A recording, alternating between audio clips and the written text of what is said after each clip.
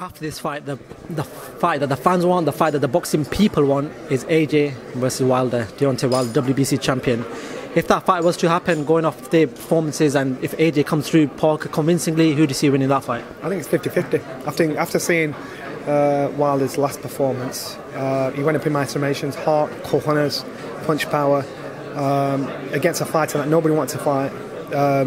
So he's gone up, and before that I thought AJ will do him every day of the week. I think he showed fitness, he showed a lot of positives. For AJ's got it all. AJ's tall, he's got the reach, got the power, he's correct. So to me that's a 50-50 fight.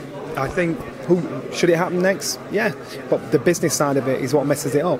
So when Wilder's saying it should be 50-50, in reality it shouldn't, because AJ could fight anybody next to him for around the same value. So he's saying, well, the reason why you're getting paid so much is because you're fighting me. So it ain't no 50-50 split. And that's the business side of it. So unless Wilder can get humble and say, all right, no problem, I'll take that. I'll kiss ass before I kick ass. I want to fight one of them. And where does Dylan Whyte fit into all of this? Obviously, he's put himself into a position where he could fight Wilder, but is that the fight that people want to see now, or would there be? I actually would prefer to see Dylan against Wilder than Joshua. I think Dylan deserves his crack because he's rightfully, legitimately got himself into that position.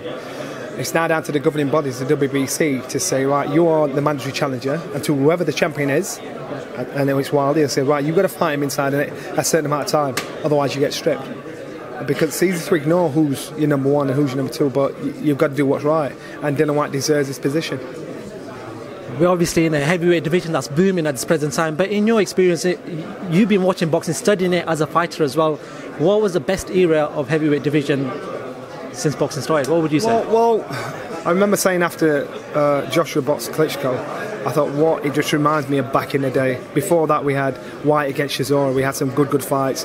And back in the day, I'm talking early 70s, 80s, where you had Ali, you had Foreman, you had Fraser, they were all around, and it was a great time. And you had history makers, and now you've got a couple of good history makers in Anthony Joshua and Deontay Wilder.